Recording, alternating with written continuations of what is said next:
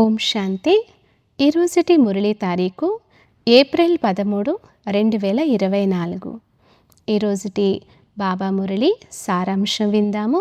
బాబా తెలియచేస్తున్నారు, మధురమైన పిల్లలు, 21 జన్మల కొరకు బాబా మీ హృదయాన్ని ఎలా రంజింపజేస్తారంటే, మీరు మళ్ళీ మనోరంజన కొరకు మేళాలు మొదలైన వాటిలోకి వెళ్ళవలసిన అవసరమే ఉండదు.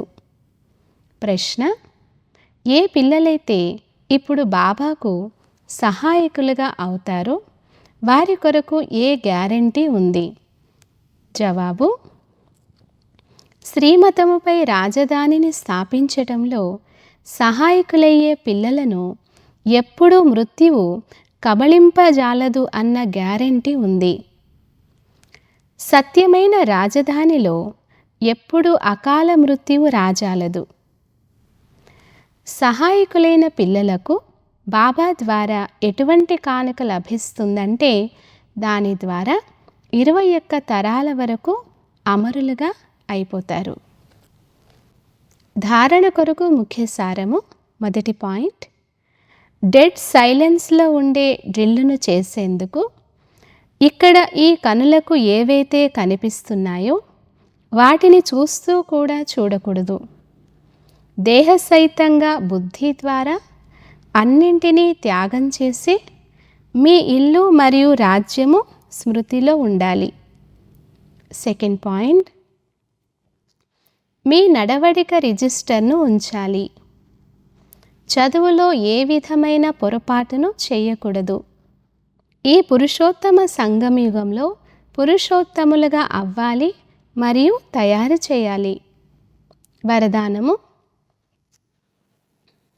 సదా సర్వ ప్రాప్తులతో నిండుగా ఉండే హర్షిత ముఖ హర్షిత చిత్త భవ.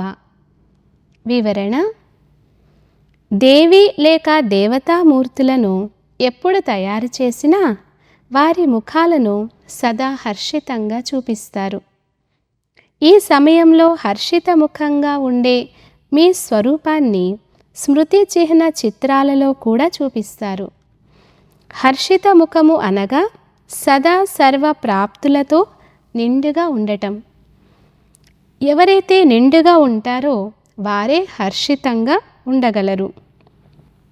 ఒకవేళ ఎటువంటి అప్రాప్తి ఉన్నా హర్షితంగా ఉండరు.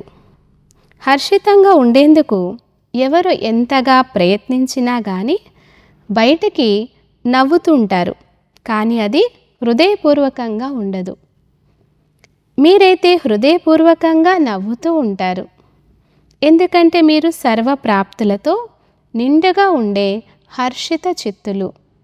స్లోగన్: పాస్ విత్ ఆనర్గా అవ్వాలనుకుంటే ప్రతి ఖజానా యొక్క జమా ఖాతా నిండుగా ఉండాలి. అచ్చా. ఓం శాంతి.